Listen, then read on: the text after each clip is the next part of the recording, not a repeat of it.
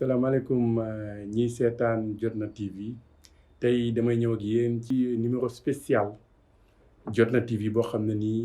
chronique bi mu ngi porté sur l'environnement.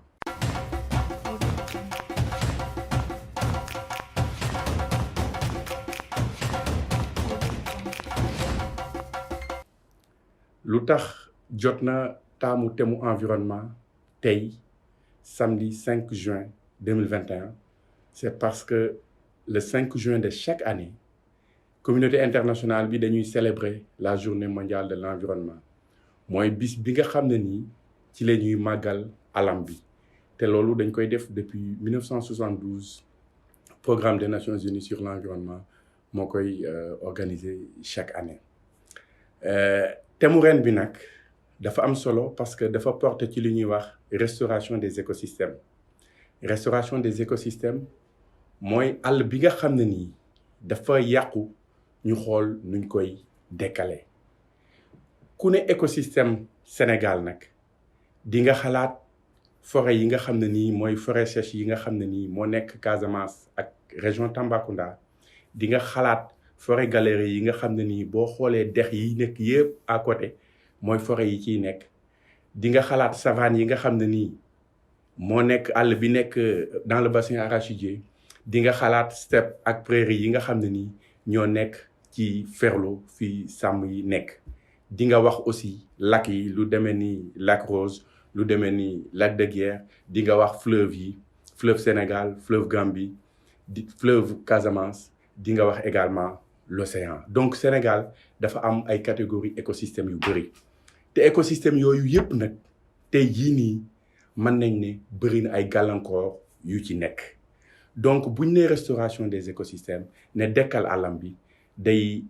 intéresser Sénégal day intéresser ñëpp ñuy yëngatu ci wàllu environnement day intéresser population yi nga xam ne nii ñooy utiliser également ressources yi ci numéro spécial bi nag dañoo bëgg a waxtaan ci li ñuy wax jafe-jafe environnement jafe-jafe àllam bi sàmm àllam bi ci Sénégal et dañuy commencer ci point bu njëkk bi ñuy wax déforestation bu ñu nee déforestation mooy daggam garab gi mën nañ koo tudde noonu Sénégal nag ñëpp xam nañ ne dañ naan du dëkku forêt bu ñu nee dëkku forêt dañuy xalaat dëkk yu mel ni ay Gabon ay Cameroun Sénégal du dëkku forêt mais Sénégal am na ay formation yoo xam ne ni mën nañ koo considérer comme ay forêt am na yoo xam ne aussi am na ay garab mais du ay forêt mais dañoo seetlu que ne Sénégal at bu jot day ñàkk lu toll ni 40,000 hectares ci forêt yoo xam ne ni dañ koy dagg boobu nag li koy waral bëri na dañ naan li ñuy wax ruuj bi booy ut tool da ngay ñëw ba ci forêt bi nga dagg ut tool booy dëkk mën ngaa dagg dëkk mais li ci gën a fës mooy li ñuy wax exploitation c'est-à-dire garab bi ñuy dagg pour di ko jaay wala pour di ci def yeneen utilisation et côté boobu exemple bi ci gën a doy waar bi ñuy wax mooy forêt yi nekk Casamance fukki at yi ci ginnaaw dañoo seetlu que ne Casamance nga xam ne li ñu am jot a am ci ay forêt foofu la nekk ak Sénégal oriental wax naa ko notamment Niokolo-Koba Casamance bois bi dañ koy trafic bu metti tey boo jëlee frontière ak Gambie muy région de Sédhiou région de Kolda la ak un peu région de Bignona trafic de bois bu metti moo fa am dañuy dagg sunu garab yi lu demee ni ween bi nga xam ne ñëpp xam nañ ko ay meubles yu rafet lañ ciy defar di dagg xay bi di dagg linke bi di ko yóbbu Gambie bu jugee Gambie ñu yóbbu ko Chine pour jaay ko foofu et li ci doy waar mooy nguur gi xam nañ ko parce que depuis lu mat fukki at a ngi nii ñuy coow loolu mais ba tey jii ñuy wax ak yéen problème bi tey la gën a sax dañ naan am na ay gëstu yu wax ne en 6 ans juróom-benni at Gambie jaay na lu toll ci juróom-benni téeméeri junni 600,000 tonnes de bois vène ak linke ak xay boo xam ne ni da ko jaay Chine te bois boobu fu mu jugee Casamance boo jëlee département bu mel ni département de Médina Yoro Foulah département la boo xam ne nii lépp a fa ñàkk parfois dañ naan la département la boo xam ne nii benn kilomètre route goudronnée amu fa piste yi baaxul nga war a contrôler sa frontière donc foofu am na lu bëri lu ñu war a def mais nag Gambie dëkk la dañ naan dëkk amul xarit dëkk ay intérêt la am te Gambie 6 ans yooyu ñu wax ne jaay nañ ci 600 000 tonnes de bois jëlee nañ ci xaalis bu toll ci 300 millions de dollars mu ngi mel ni 180 milliards de francs CFA lañ ci jëlee am na ay gëstukat yu naan sax c'est 10% du PIB de la Gambie donc ngeen xam ne mbir mi doy na waar trop te dañuy posé wu ay question sax gouvernement Sénégal fan lañ nekk bay seetaan lu mel ni di am ci sunu forêt yi te dagg forêt yooyu ñuy def dagg garab yooyu Sénégal bëri na ay conséquences dañuy wax mais day yokku ndóol gi itam te day yàq suuf si parce que boo daggee garab da ngay yàq suuf si ndax garab barrière la boo xam ne nii day tax bu ngelaw bi ñëwee bu ndox mi nga xam ne nii bu tawee day ruisseler au lieu mu yàq suuf bi nga xam ne moom la béykat bi di utiliser garab gi da koy préserver te suufu béykat bu yàqoo ça veut dire que béykat ba du mën a produire ça veut dire que ndóol daf ci topp donc day yàq suuf si mais day yokk aussi li ñuy wax désertification dañuy wax ne Sénégal le désert bi day avancé désert nag amul tànk pour dox waaye nit ñi ñooy dagg garab yi boo daggee garab yi suuf bi dégradé wu ben day yomb désert installé wu foofu ci yeneen conséquences yu garaaw yi nga xam ne nii déforestation boobu daggam garab googu mu ngi koy am ci sunu réew mu ngi koy am ay njeexital ci sunu réew mooy li ñuy wax ñàkkam biodiversité nag ni ma ko mën a expliquer mooy lépp luy dund ñun ñii sax nit ñi sax ci lañ bokk rabu àll yi ci lañ bokk garab yi ci lañ bokk njanaaw yi ci lañ bokk lépp luy dund rek ci biodiversité nga bokk même écosystème yi nga xam ne nii ñiy dund ca lañ nekk ñooñu ci biodiversité bi lañ bokk te Sénégal dafa nekk dëkk boo xam ne nii biodiversité am dafa am solo parce que ñu ngi naan am nañ ba lu ëpp ci 2 junni xeetu garab yoo xam ne mu ngi ci sunu réew lu ëpp 4 junni ak 200 ak fanweer ay xeetu mala yoo xam ne nii ñu ngi sunu réew donc sunu biodiversité boobu dañ ko war a aar te biodiversité dafa am njariñ ci askanu Sénégal dañuy wax ne la même culturellement dafa am njariñ parce que biodiversité source d'inspiration la pour artistes yi boo xoolee tey ab peintre buy peindre lan lay peindre soit forêt la soit ab océan la soit nit la soit mala la dafa am solo aussi ci économiquement parlant socialement parlant dafa am solo donc ñun dañoo dépendre ci biodiversité boobu nga xam ne nii dañ ko war a préserver Sénégal nag naam def na ay jéego pour aar biodiversité am depuis indépendance créé na lu toll ci 5 parcs nationaux créé na lu toll ci 5 réserve de faune am na 253 ay forêt classée waaye nag damay taxaw tuuti ci forêt classée yooyu parce que forêt classée yu bëri tur bi rek moo fi nekk waaye fi mu ne nii nekkatul ay forêt classée ndax dagg nañ ko dama naan sax désert classé la donc Sénégal def na ay jéego mais ba tey jii ñuy wax ak yéen àllamu Sénégal mu ngi yàqu rythme bu gaaw boo xam ne ni bu ñu deful dara génération yi nga xam ne ñoo war a ñëw après ñun dinañ am jafe-jafe pour dëkk ci Sénégal beneen ponk bi nga xam ne nii bëgg naa cee ñëw mooy li ñuy wax déchet plastique xam nga déchet plastique yi mbuusu perméable yi day indi jafe-jafe yu bëree bëri ci àllam bi Sénégal dañuy wax ne bon 5 millions mbuusu plastique dañ ko fiy consommer bés bul yàlla sàkk muy lu doy waar Sénégal boo demee ci dëkk yi bugguma citer ay dëkk booy dugg ci dëkk yi ville yu mag yi li lay gën a marqué mooy sën ya nga fay gis sën yi boo ko xoolee ay mbuusu perméable nga fay gis te li tax mbir moomu doy waar mooy mbuusu perméable dañuy wax ne du lu biodégradable du loo xam ne nii du yàgg ci suuf si mu tas mu décomposé wu déedéet mën naa dund entre ñeenti téeméer ba junniy at ci suuf si te du yàqu looloo tax mu doy waar ñun citoyens yëpp nag am nañ ci responsabilité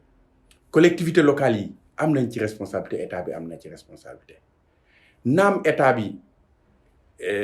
Sénégal commencé na jël ay loi ci perméable depuis 1974 dañ koy fàtte mais yiñ ci gën a marqué mooy 2015 loi 2015 bi ñu jëloon ne dañuy tere perméable yi nga xam ne nii de faible micronage moins de 30 microns ñu jël ko waaye mu jëwul fenn du lu ñu appliqué ñu jëlaat loi abrogé loi boobu mooy loi 2020-04 bi nga xam ne nii moo gën a dëgër nag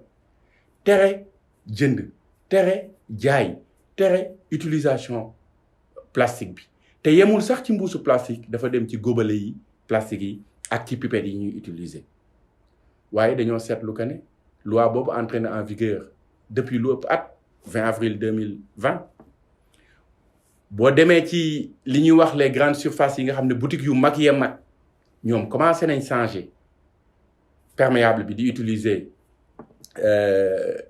utiliser kayit yi dem ci pharmacie yi noonu waaye li ñuy wax petit commerce nga xam ne moo ci ëpp doole ba tey jii nii mbuusu plastique yi ñu ngi koy utiliser bu méttee métti te mbuusu plastique yooyu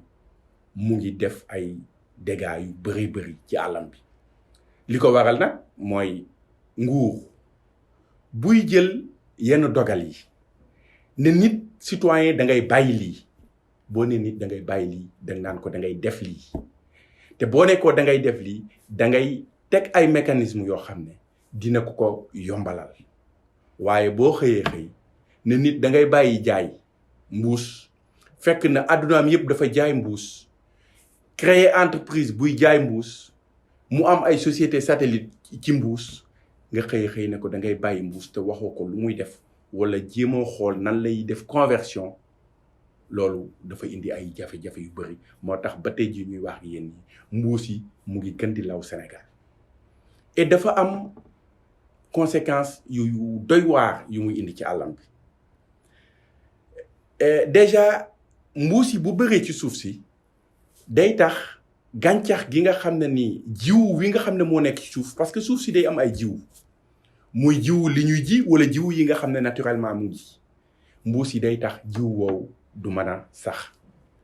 mbuus yi bu ñu naawee takk ci garab yi day bloqué li ñuy wax photosynthèse te photosynthèse mooy tax garab am mais li ci doy waar également mooy mbuus yi bu ko jur gi lekkee nga xam ne dañ koy lekk day fat seeni butit te bu fattee seeni butit ñëpp xam nañ ne dee mën na cee topp mbuus yooyu day dugg ci géej gi law ci géej gi bu demee ci géej gi dafa am ay rabu àll yu nekk ci géej gi lu mel ni dauphin yi lu mel ni mbonaat yi bu ñu gisee mbuusu perméable dañ koy jaawale ak beneen rabu àll bu nekk ci géej bu ñuy wax méduse ñoom dañ koy lekk te dauphin yeeg mbonaat yi bu ñu lekkee mbuus bi da leen di indil ay njeexital ci seen wér-gu-yaram ba ñu mën cee ñàkk seen bakkan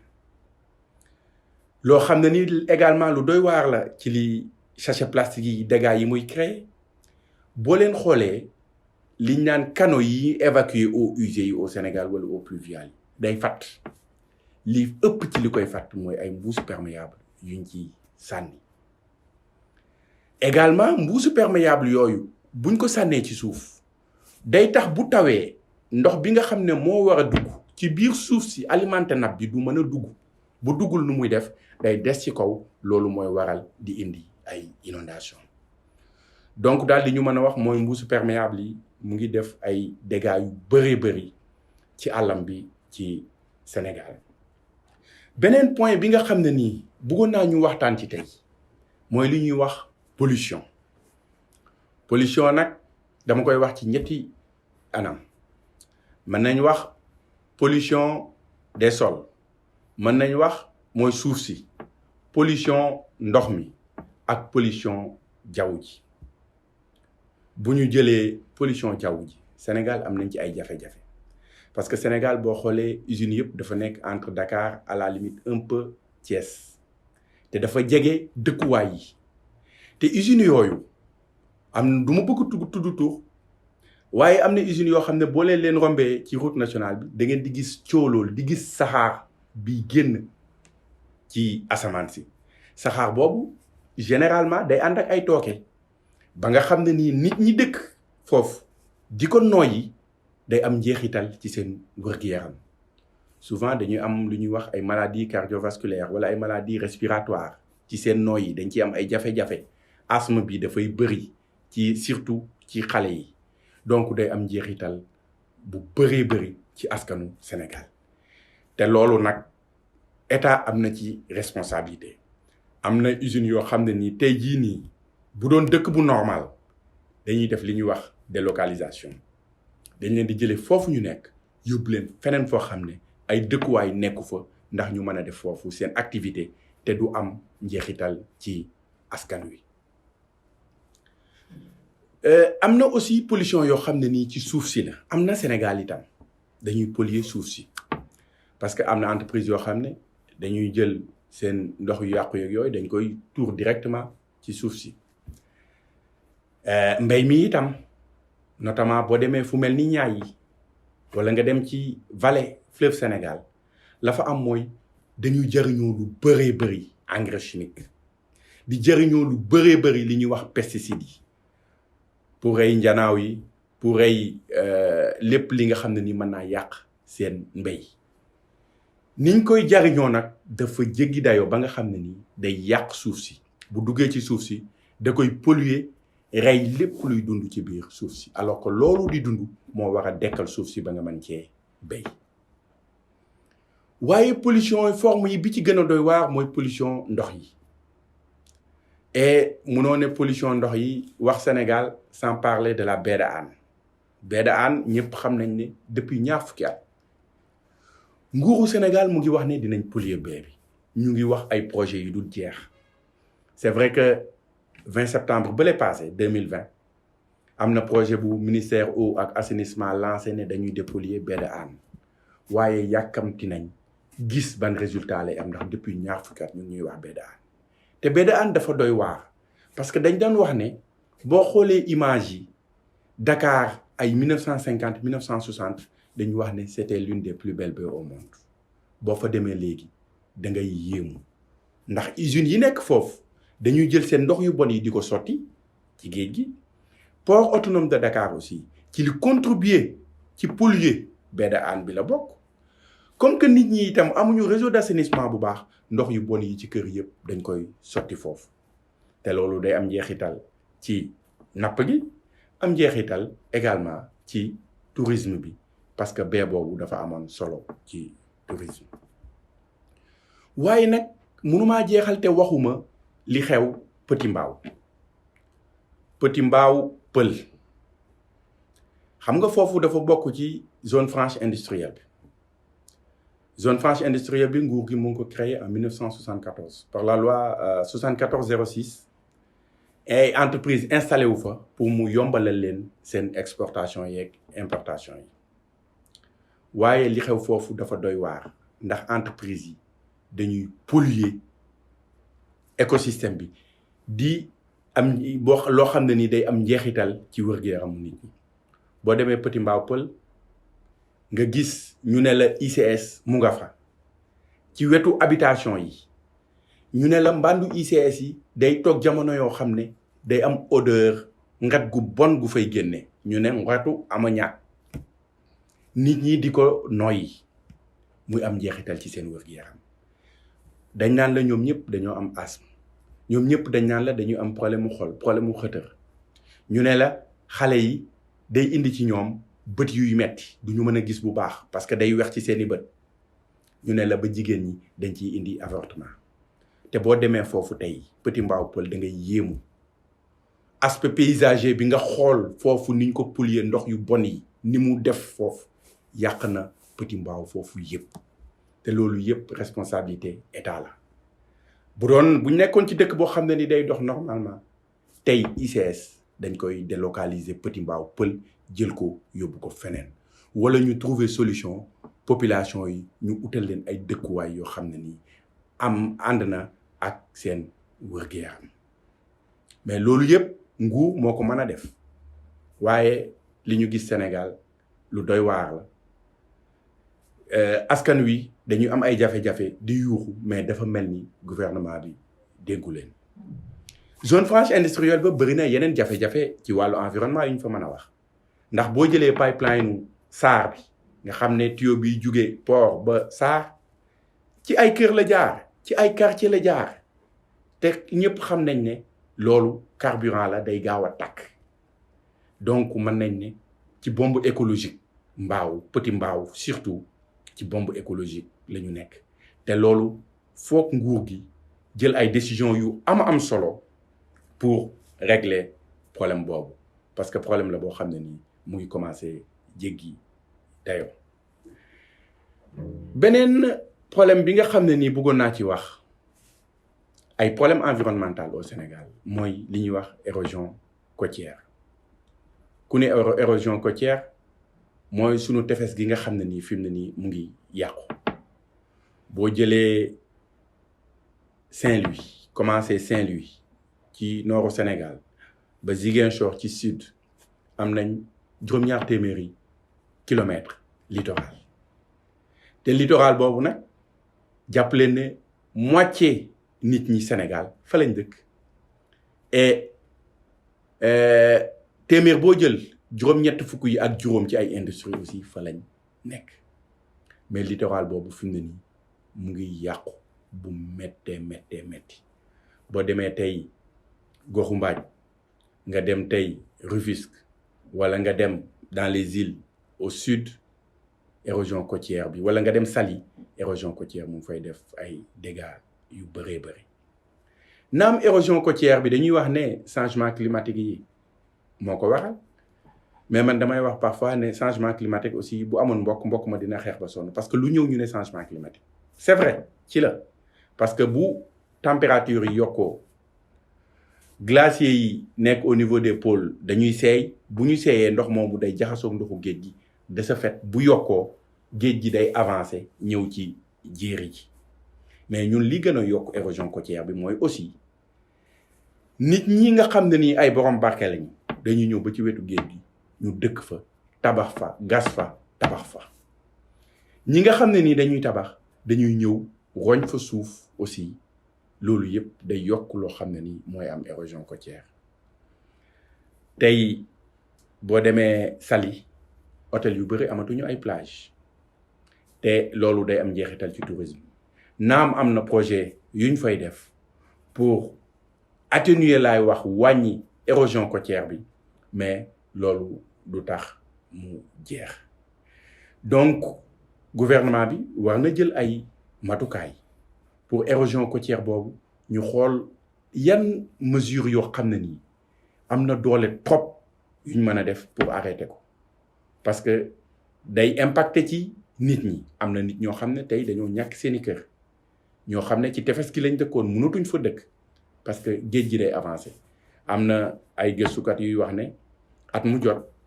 am na ay zone Sénégal yoo xam ne géej gi mën naa avancé ba 2 mètres donc xam nga loolu boo jëlee fukki at rek 2 fukki mètres bu ko géej avancé loolu day am ay njeexital yu doy waar jafe-jafe environnement Sénégal nag li may wax mooy mënuñu ko jeexal ci benn chronique bii rek tey Jotna TV daf ko def chronique spéciale pour l'environnement wax naa ko ci début bi parce que 5 juin la mooy journée internationale environnement mais benn chronique bi mënuñu cee jeexal jafe-jafe environnement yi am Sénégal yëpp mais dañuy wax ne gouvernement Sénégal malheureusement sàmm àllam mooy li ñuy wax environnement du priorité pour ñoom et li koy firndeel mooy boo xoolee budget Sénégal 4589 milliards en 2021 li ñu sédd environnement mu ngi tolloo ak 44 milliards mooy 0,95% du budget la ñu jël alloué ko environnement. parce que nañ ko wax nag environnement du priorité pour politique yi malheureusement boo jëlee gouvernement bi boo amee ab président de la république ñu ne la dañ la élire pour 5 ans ñoom dañuy jël seen gëj yëpp teg ko ci prochaine élection donc dañuy bëgg a def ay réalisations yoo xam ne nii nit ñi dañ koy laal teg ci bët te nag investissement dans l'environnement du nekk loo xam ne nii à court terme la donc politique yi dañuy jël préféré defar fii ab autopont defar fii ab terre defar fii ab stade wala ab bëre arène pour bëre que jël xaalis def ko ci sàmm àllam bi xam nga loolu yëpp mooy ñàkk gis-gis ndax àllam moo nekk à la base de tout damay wax ni bu garab amul woon ci àdduna nit du mën a dund ci àdduna dara du mën a dund ci àdduna parce que lépp ci garab la jóge bu garab amul woon nit du lekk boo ko waxee ñu ne mën nañ lekk ci rab yi àll yi mais rabu àll yi li ñuy dunde garab donc garab moo nekk à la base de tout malheureusement nag comme ni ma ko waxee léegi politique yi environnement nekkul seen priorité te environnement mooy li nga xam ne nii moo ëpp solo lépp ci environnement la dépendre parce que day laal ci économie parce que jaww kii bi àllam bi mooy produire ay ressources naturelles yoo xam ne nii moo war a alimenter industrie yi day laal ci société bi day laal ci yeneen domaine yépp moo tax nag parti bu mel ni Pastef ci programme politique am en 2019 dañu ne woon environnement joxuñu ko gëdd bi mu war a am Sénégal dañuy am ay jafe-jafe pour am ay financement ci sunu programme politique dañoo waxoon ne lu mel ni grande muraille verte lu ñu war a dooleel la Sénégal dafa war a dooleel grande muraille verte am na ñoo xam ne dañ naan le taux d'exécution 4% bu bëree ba bëri matul 10% loolu gàcce la état Sénégal dafa war a jàppale grande muraille verte créer nañ agence bi mais nañ ko jox ay moyens mu liggéey pour wàññi àllam bi nga xam ne nii mu ngi yàqu sunu programme politique nag bu président Ousmane Sonko ci élection 2019 yi am na lu am solo mesures yu am solo yu ñu ci waxoon dañ ne woon bu ñu yàlla joxee réew mi dinañ créer benn bureau prospective stratégie et action boo xam ne ni day am benn think tank benn task force boo xam ne nii ñoom ñooy liggéey ci capitaliser initiative yépp yi ñuy jël ci wàllu environnement ba pare di bind ay projet di mobiliser ay financement pour le secteur de l'environnement beneen point bu am solo bi nga xam ne nii ci sunu programme jot na waxoon nañ ko mooy dañuy créer un fonds souverain pour l'environnement parce que loolu rek moo mën a xettali environnement Sénégal duñu jël xaalis bu bëri di ko def ci environnement fonds souverain boobu liñ ci waxoon mooy ressources naturelles yi exploitation ressources naturelles yi moo ko war di alimenter boo jëlee lu mel ni pétrole Sénégal am na ay puits pétrole yu bëri joxe na ay concessions pétrolières yu bëri xaalis bi ñu jëlee ci pétrole lan la jariñ environnement te environnement moo ci waroon a jëkk jariñu ndax exploitation boobu day yàq àllam bi donc dañ ne woon fonds souverain pour l'environnement boobu projet yooyu d'exploitation des ressources naturelles ñoom ñoo koy alimenter lu demee ni pétrole bi lu demee ni zircon bi nga xam ne ni ñu ngi koy exploiter Diogo lu demee ni phosphate bi yépp exploitation ressources naturelles bu am Sénégal fonds bi ñoom ñoo ko war di alimenter te fonds boobu moo waroon a permettre ñu financer activités sur l'environnement mais également créer ay emplois ci secteur u li ñuy wax économie verte waaw wax naa ko sànq wax ci environnement Sénégal mënuñu ko jeexal ci benn chronique donc dama koy yemale fii rek di nuyu Sénégalais yépp di leen gërëm